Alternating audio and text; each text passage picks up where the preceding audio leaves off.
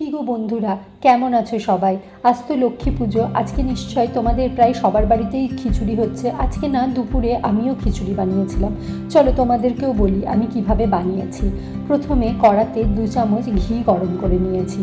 কাজু কিশমিশ দিয়ে হালকা করে ভেজে আমি তুলে নিয়েছি।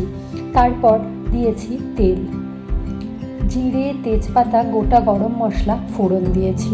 এরপরে দিয়েছি আদা, কাঁচা লঙ্কা, জিরে, টমেটোর পেস্ট, নুন, হলুদ দিয়ে ভালো মতো মশলাটা কষিয়ে নিয়েছি। যখন মশলা থেকে তেল ছেড়ে এসেছে তখন আমি দিয়ে দিয়েছি গোবিন্দভোগ চাল আর মুগ ডাল। আচ্ছা, এখানে আমি একটা কথা বলি, মুগ ডালটা আমি শুকনো খোলায় নেড়ে নিয়েছিলাম। তারপর চাল ডাল ভালো করে ধুয়ে আমি জল ঝরিয়ে একেবারে ঝরঝরে করে রেখেছি। আসলে আমার না একটু শুকনো শুকনো খিচুড়ি খেতে ভালো লাগে, সেই জন্য এই পদ্ধতিতে যদি খিচুড়িটা বানাও তাহলে খিচুড়িটা কিন্তু একদম ঝরঝরে হবে।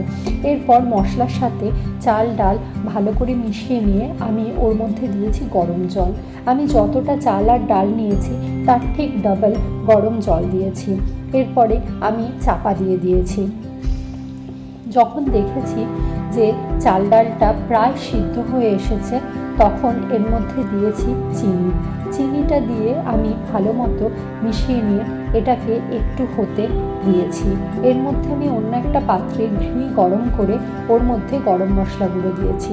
তারপর ঘিটা আমি খিচুড়ির ওপর ছড়িয়ে দিয়েছি আর দিয়েছি আগে থেকে ভেজে রাখা কাজু কিশমিশ। তারপর পুরোটা আমি হালকা হাতে ভালো করে মিশিয়ে নিয়েছি। এই খিচুড়িটা যেহেতু একেবারে পোলাওয়ের মতো ঝরঝরে হয় সেই জন্য আমার না এটা শুধু শুধু খেতেই বেশি ভালো লাগে। তাও আমি আজকে এর সাথে একটু টমেটোর চাটনি বানিয়ে নিয়েছিলাম। তোমরাও বাড়িতে বানিয়ে খেও কেমন।